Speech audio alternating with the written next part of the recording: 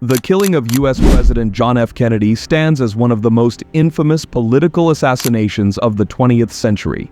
Kennedy's assassination marked the fourth instance of a U.S. president being assassinated while in office, following the deaths of Abraham Lincoln, James A. Garfield, and William McKinley. From the outset, there was widespread speculation that the assassination of the beloved young president was the outcome of a conspiracy rather than the act of a lone individual, despite findings to the contrary by the Warren Commission. On November 21, 1963, President Kennedy, accompanied by his wife Jacqueline Kennedy and Vice President Johnson, embarked on a two-day, five-city fundraising tour of Texas. The trip was also seen as an effort to unite a divided Democratic Party in a state crucial to Kennedy's re-election prospects in 1964. Despite previous incidents, including a confrontation faced by U.S. Ambassador to the United Nations, Adlai Stevenson, with agitated protesters during a visit to Dallas, a city known for its conservative press and anti-Kennedy sentiment, the president received a warm welcome at his initial stops in San Antonio, Houston, and Fort Worth, where the presidential party stayed overnight on November 21st. The following morning, following a speech in a parking lot outside the hotel where he had spent the night, and a subsequent address at a breakfast event hosted by the Fort Worth Chamber of Commerce, President Kennedy and his entourage took a brief flight to Dallas Love Field Airport. There, the president and first lady greeted a welcoming crowd before joining Democratic Texas Governor John Connally and his wife in the back seat of a specially modified open convertible for the journey to the president's next destination, the Trade Mart, where Kennedy was slated to deliver another speech. Approximately 200,000 individuals lined the approximately 10-mile route to the Trade Mart. As the motorcade turned southwest on Elm Street and proceeded through Dealey Plaza on the outskirts of downtown Dallas, the president's convertible passed by the multi-story Texas School Book Depository building. Shortly thereafter, at approximately 12:30 p.m., gunshots were heard. According to the Warren report, one bullet entered the base of the president's neck, exited through his throat, and likely passed through Governor Connally's shoulder and wrist before hitting his thigh. Another bullet struck Kennedy in the back of the head. The motorcade swiftly transported them to nearby Parkland Memorial Hospital, arriving promptly, but despite the doctor's efforts, Kennedy was officially pronounced dead at 1 p.m.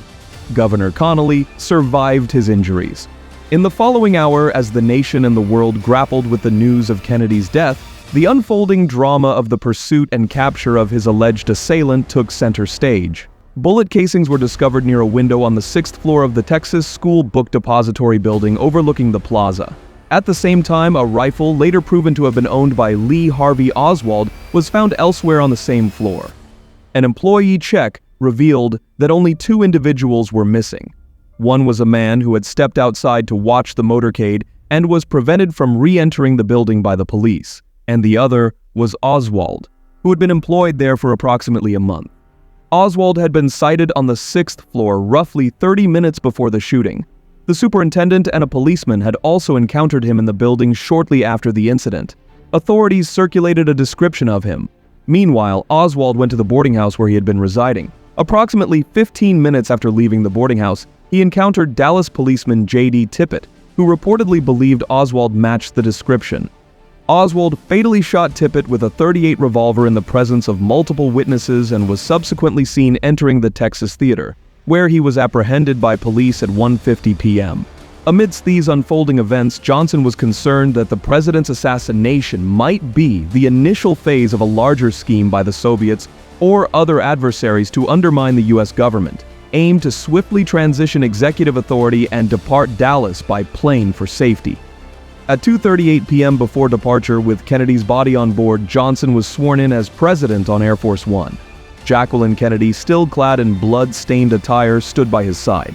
After facing interrogation by both law enforcement officials and the media, Oswald vehemently denied any involvement, asserting that he was merely a patsy. He requested to be represented by John Abt, the staff attorney of the Communist Party USA, known for his advocacy for communists. Following 2 days and nights in custody, Oswald was moved from Dallas City Hall, which housed the headquarters and jail of the Dallas Police Department, to the county jail on the morning of November 24th.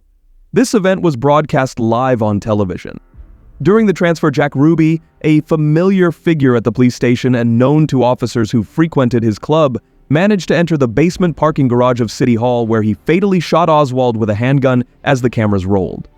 Ruby later claimed that he had committed the act to spare Jacqueline Kennedy from testifying at Oswald's trial. Oswald was rushed to Parkland Memorial Hospital, where, like Kennedy before him, he succumbed to his injuries. Ruby was subsequently tried, found guilty of murder on March 14, 1964, and sentenced to death. However, in October 1966, a Texas appeals court overturned the conviction. Ruby passed away on January 3, 1967, also at Parkland, before a new trial could take place. The funeral arrangements for another assassinated president, Abraham Lincoln, were replicated for Kennedy's funeral. Kennedy's body, draped in the national flag, was placed on view in the East Room of the White House on November 23rd, before being moved to the rotunda of the U.S. Capitol to lie in state, where it was visited by approximately 250,000 individuals. On November 25th, the nation watched on television as a solemn procession escorted the casket, carried on a horse-drawn caisson flanked by a seventh riderless horse with black cavalry boots reversed in the stirrups, through the streets of Washington, D.C. to St. Matthew's Cathedral, the venue for the funeral mass. As the procession departed from the cathedral, Kennedy's 3-year-old son, John Jr., poignantly saluted the casket, which was then interred in Arlington National Cemetery.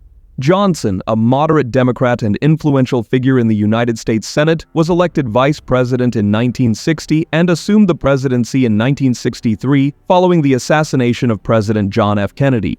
Convinced that a conspiracy lay behind the assassination, Johnson was cautious about precipitating hasty actions against either the Soviet Union or Cuba due to the growing suspicion among Americans that the killing was a communist plot. As a result, he took steps to address the situation by establishing the President's Commission on the Assassination of President John F. Kennedy on November 29, 1963. This body, commonly known as the Warren Commission after its chairman, Supreme Court Chief Justice Earl Warren, was tasked with uncovering, assessing, and reporting the facts pertaining to the assassination and the death of Oswald. Thanks for watching the video. Subscribe to the channel and hit the bell icon to get instant notifications of upcoming videos about all things history.